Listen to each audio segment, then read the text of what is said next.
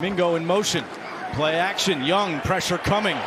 Young gets away. What a play. We all know that offense is where it's at. It's what makes a game exciting. But you know, some teams out there definitely have a better understanding of that than others. At least considering how their offenses are shaping up for 2023.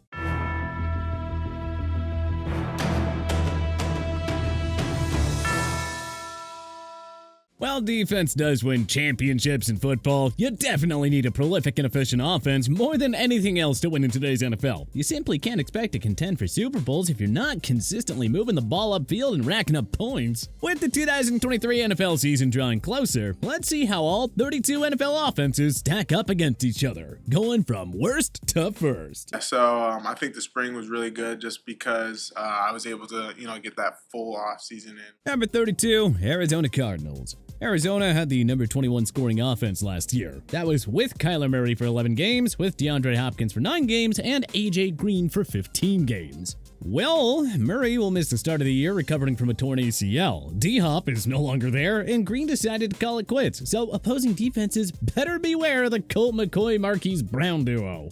Number 31, Indianapolis Colts. Jonathan Taylor, the Colts' best offensive weapon, decided that he didn't want to stick around anymore. That means it's rookie QB Anthony Richardson, wideout Michael Pittman Jr., and really not a whole lot else on offense. So, who's Richardson going to give the ball to other than Pittman? Number 30, Houston Texans. CJ Stroud has a decent set of weapons here. Second-year running back Dameon Pierce, 2 potential breakout candidates at wideout and John Mechie and Nico Collins, plus veterans Robert Woods, Noah Brown, and Dalton Schultz. But you just never know how a rookie QB is gonna fare. So it's unfair to put Houston any higher here until we see how Stroud performs. Number 29, Tampa Bay Buccaneers. Going from the GOAT Tom Brady to Baker Mayfield is, well, not exactly ideal.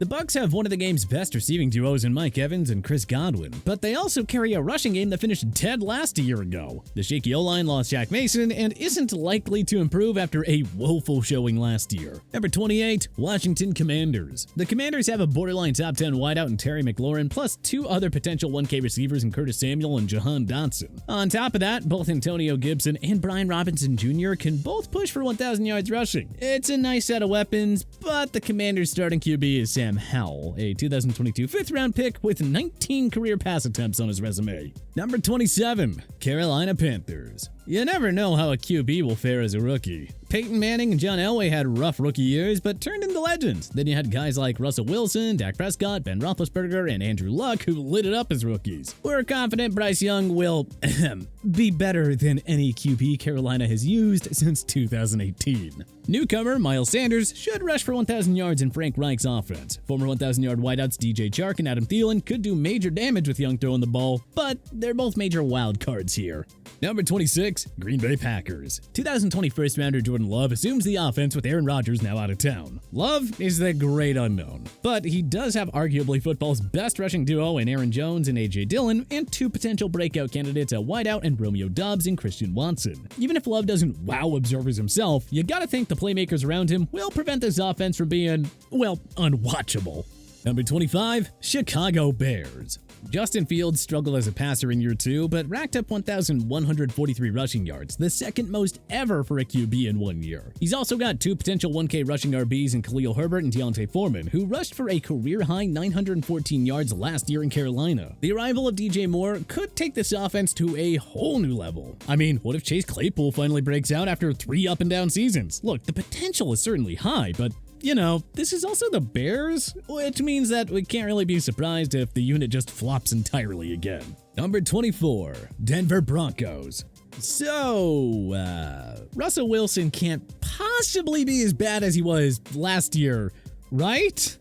Come on, guys, right? He's gotta be better. Look, he's a future Hall of Famer now working alongside a future Canton member and new head coach Sean Payton. Like, it can't be that bad now, can it? Jerry Jeudy and Courtland Sutton will both push for 1,000 yards receiving, and a healthy Javonte Williams could emerge as a top 10 RB in 2023. Look, the pieces are there at the very least. Number 23, Los Angeles Rams. This is the great unknown of NFL offenses for 2023. A Sean McVay coached offense is always scary. If Matt Stafford and Cooper Kupp play all 17 games in 2023, this could again be a top 5 group. But the Rams lack a proven number 2 pass catcher behind Kupp. The O-line is loaded with question marks, and the running back depth chart led by Cam Akers isn't exactly keeping opposing defenses up at night. Number 22, Tennessee Titans. There is certainly potential here. A healthy Ryan Tannehill could do damage with newcomer and 5-time Pro Bowler DeAndre Hopkins as his lead receiver, and with 2022 first-rounder Treylon Burks serving as the number 2 pass catcher. Derrick Henry remains a top 3 running back in the game. The main question is if all 3 aging commodities in Tannehill, D-Hop, and Henry can just stay healthy.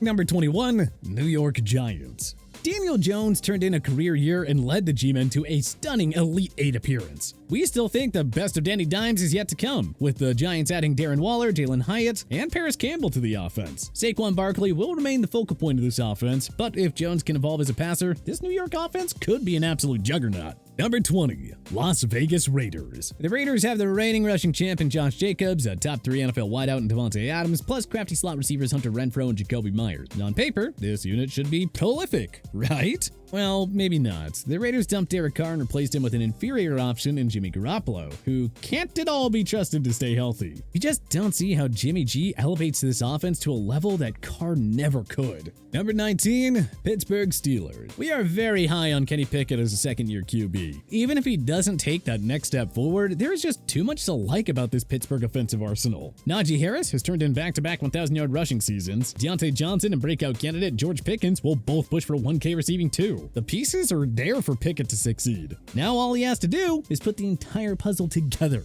Number 18, New England Patriots. Look, the offense absolutely sucked last year with Joe Judge and Matt Patricia splitting play calling duties. Surely it can't be that bad again now that Bill O'Brien, an actual qualified OC, is now calling the shots, right? You gotta think the switch will benefit Mac Jones at the very least, whose confidence was shot entirely last year. You just know that Ramondre Stevenson and Ezekiel Elliott will be a prolific rushing duo. Plus, Jones has enough playmaking pass catchers in Juju Smith-Schuster, Devontae Parker, Mike Gesicki, and Hunter Renfrow. Number 17, Atlanta Falcons. Desmond Ridder is a giant question mark at QB, but look at the pieces around him. Kyle Pitts, Drake London, Cordell Patterson, Bijan Robinson, and Tyler Algier. In other words, that is 5 players who could all put up 1,000 yards of offense. Algier and Robinson could be the league's best rushing duo next year. Pitts may finally make the jump to a top 5 tight end, and London can easily build off a superb rookie year. Now, if Ridder can just provide stellar QB play. Number 16, Cleveland Browns. You gotta think that Deshaun Watson will bounce back after spending nearly 2 years away from football. He was suspended the first 11 games of 2022 and stunk it up in the 6 contests that he played in. Watson has a consistent rushing crown contender in Nick Chubb, a Pro Bowl wideout in Amari Cooper, plus 2 other 1K receiving threats in Donovan Peoples-Jones and tight end David Njoku. Rookie Cedric Tillman and newcomer Elijah Moore could also make some pretty big plays too. Number 15, Minnesota Vikings. Feels odd putting Minnie this low considering they were the number 8 scoring offense last year. And Justin Jefferson is the league's number 1 receiver. But releasing 4-time Pro Bowl running back Dalvin Cook was a curious move. Is Alexander Mattison able to fill that void? And who's the number 2 receiver with Adam Thielen now gone? Rookie Jordan Addison better be ready to fill those big shoes. Number 14, New Orleans Saints. Newcomer Derek Carr can only be an upgrade over Jameis Winston and Andy Dalton at QB. If Michael Thomas stays healthy for the first time in 4 years, then hey, who knows how far this offense can really go. Even if Thomas can't stay on the field, Carr has a 1,000-yard receiver in Chris Olave and 2 prolific running backs in Alvin Kamara and Jamal Williams to help him. Not to mention veteran tight end Jawan Johnson, who foreshadowed a future breakout season with 7 receiving TDs last year. Things are definitely looking bright. Number 13, New York Jets. Aaron Rodgers takes over an offense that has straight up stunk for over a decade now. But with Garrett Wilson, Dalvin Cook, Breece Hall, and old pals Alan Lazard and Randall Cobb there, the unit should be borderline elite. At least we think so. Main concerns are the O-line here, particularly at tackle with 38-year-old Dwayne Brown and the oft-injured Mekhi Becton. Also, we don't know if Rodgers' transition to a new offense is going to be super smooth, especially in such a tough division. Maybe not exactly buying the whole Jets as a top 5 offense, but there is just way too much talent here for it to be anything less than a top 15 group. Number 12, Detroit Lions. Detroit finished 5th in scoring offense last year, so why the lowest ranking here? Well, keep in mind many of last year's points came in garbage time with several Lions contests already out of reach. Secondly, Jared Goff won't have Jameis Williams for the first 6 games because of suspension. So how will he fare with Amon-Ra St. Brown as his only legitimate playmaking pass catcher? Well, that's to be determined. That said, the new super RB duo of David Montgomery and rookie Jahmyr Gibbs should keep this offense intact. Number 11, Los Angeles Chargers. Justin Herbert is a superstar. Keenan Allen and Mike Williams are arguably a top 5 receiving duo in the game. Austin Eckler is good for over 1,500 yards of offense each year. Rookie Quentin Johnston should make an impact as well. Now, Herbert can sling it just as well as any other QB, but the Bolts need to figure out the pass protection and get a more balanced offense going if they're going to reach the level of elite in 2023. Number 10, Baltimore Ravens. When Lamar Jackson is on the field, the Baltimore offense can hang in there with just about any other. Here's hoping that he'll stay healthy after missing 11 games, postseason included, over the last 2 years. The Ravens reshaped the pass-catching core by signing Odell Beckham Jr. and Nelson Aguilar before using a first-round pick on Zay Flowers, not to mention Mark Andrews is a top 3 tight end, and Gus Edwards and J.K. Dobbins headline a dynamic rushing game that finishes near the top of the leaderboard every single year. Number 9, Miami Dolphins. Tua Tagovailoa missed 4 games, but still had the best quarterback rating last year. If he's healthy, this offense could easily be a top 5 unit. Tyreek Hill and Jalen Waddle are the league's best receiving duo, no question about it. And that's all Tua needs to flourish. Although Raheem Mostert and Jeff Wilson Jr. are pretty nice compliments in that backfield. Number 8, Seattle Seahawks. Immense potential here. Geno Smith is the reigning comeback player of the year. Kenneth Walker, DK Metcalf, and Tyler Lockett all put up over 1,000 yards of offense last year. And this unit used its second first-round pick on explosive Ohio State wideout Jackson Smith-Njigba. Yeah, I really cannot wait to see how this entire unit gels together in 2023. Number 7, Jacksonville Jaguars. Doug Peterson unlocked Trevor Lawrence and made him a star in year 2. And to think, Lawrence is only gonna get better. Calvin Ridley arrives in Duval County after being suspended all of last year. He joins an offensive arsenal consisting of Christian Kirk, Travis Etienne Jr., Zay Jones, and Evan Ingram. All 5 of those guys, by the way, could threaten for 1,000 yards of offense. Number 6, San Francisco 49ers. If Brock Purdy proves that his rookie year was no fluke, then the 49ers could challenge for the number 1 offense. Christian McCaffrey is football's best running back. George Kittle is a top 5 tight end. Deebo Samuel and Brandon Ayuk are both going to push for 1,500 yards of offense. And Trent Williams is the best offensive tackle in the game. Kyle Shanahan is one of the brightest and most innovative offensive-minded coaches that can win with any QB. All right. Whew. Did we miss anything?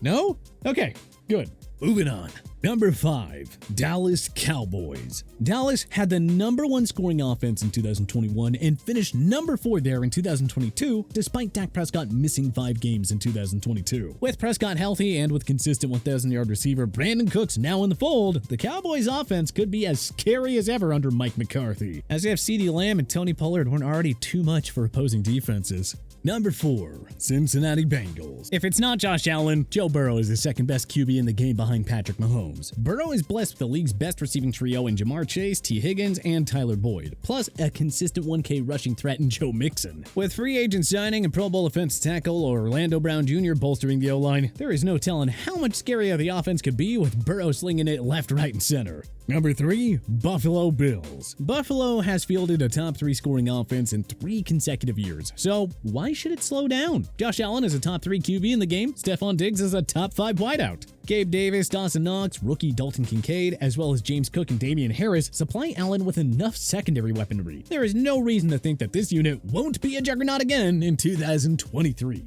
Number 2, Philadelphia Eagles. Jalen Hurts is officially a top 5 QB in football after falling just short of both MVP honors and a Super Bowl ring. Devontae Smith and A.J. Brown are the league's second best receiving duo behind Tyreek Hill and Jalen Waddle. This offensive line is easily the best in football. Dallas Goedert could make the jump to top 5 tight end. Both DeAndre Swift and Rashad Penny can rush for 1,000 yards in Nick Sirianni's offense. So, do we really need to say any more than that? No? Good. Number 1, Kansas City Chiefs. The Chiefs are the reigning Super Bowl champs. They have the reigning league MVP and the reigning number 1 offense. Travis Kelce is the game's best tight end, and Andy Reid is the best coach in football right now. Honestly, is there any further that we need to elaborate on this? It's Kansas frickin' City, baby. That offense is the best of the best. But who do you think will have the NFL's #1 offense in 2023? Let us know in the comment section below. If you like this video and learned a thing or two, clicking the like button helps out a ton. And hey, we appreciate it. If this is your first time coming around to TPS though, subscribing is a great idea because we put out videos like this every single day. But as always, thanks for watching and we'll see you guys next time.